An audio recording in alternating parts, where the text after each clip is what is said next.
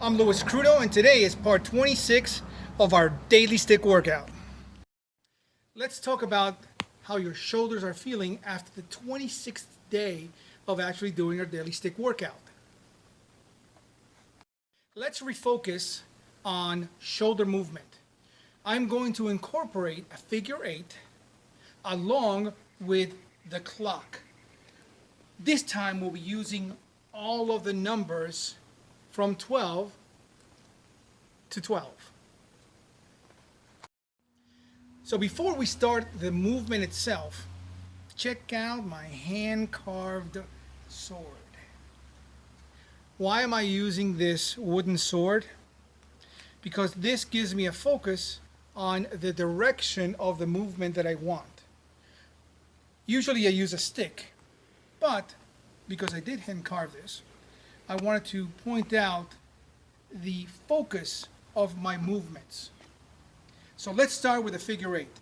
We already know that we start from the right side or left side, and we do a downward stroke and continue that movement to create that figure eight. We're going to add now the movement going around the clock clockwise. So as I'm moving this and I'm getting comfortable with my movement, I'm in sync, my knees are bent, my torso is nice and straight. Here comes strike number one.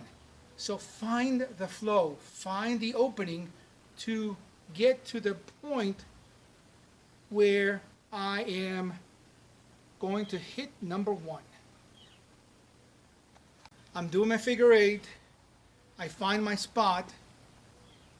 I go from palms up, palms down, my elbow rises, it goes up above my head, and see how close I am to my body? I circle around it, come out of my right shoulder, and do the number one. Look at the angle. Let me show you from a side view. Here I am with my figure eight. I'm nice and tight. I find my spot that I want to start. Oh, there it is. Boom. One more time.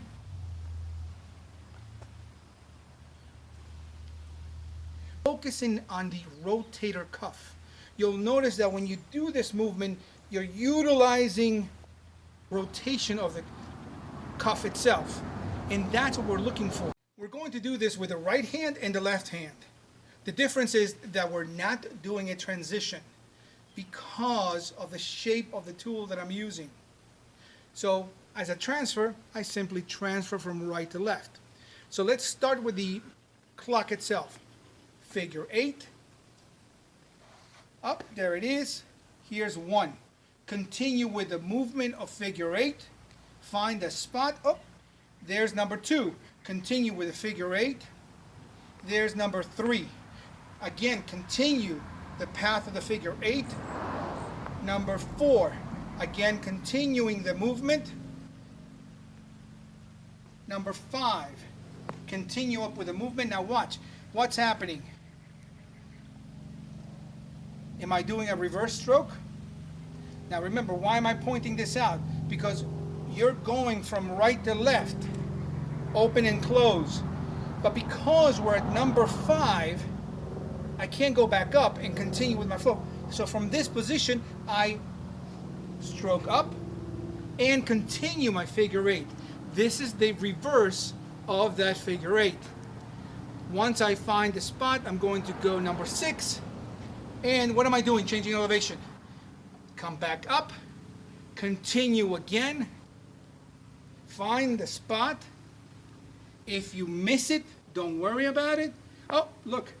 Now I'm going from left to right. There's my number seven. Continue with the stroke. But now instead of rotating around my left, I rotate around my right. There's my number eight. Continue with the move. Find a spot. Number nine. Continuing with the move. 10. Now I'm going back to my standard stroke.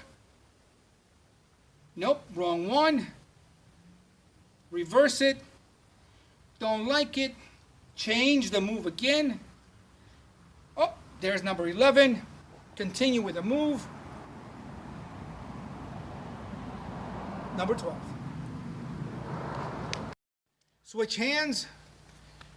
We're ready. Start with a figure 8. Now remember, there is no mistake. If I feel like I can't reach my number 1 from this position, what do? I reverse the stroke. And at that point, there it is, my number 1. Continue with the stroke. Find the spot. Oh, number 2. And do the entire move up until you get to 11. You can, at any moment of this figure 8, reverse the stroke. Find the spot. There's nothing wrong. Don't stop the movement. Get that shoulder moving, left and right. Remember, you know your own abilities. So if you can't do a full rotation, which is nice and tight, do what you can do. Do it slowly, accurately, and remember, we're not painting. We are at a 45 to 60 degree angle, whether it's right hand or left hand. Do the entire clock. Do this 10 times. See you on the next video. Thank you so much for watching. Stay safe. Kick ass.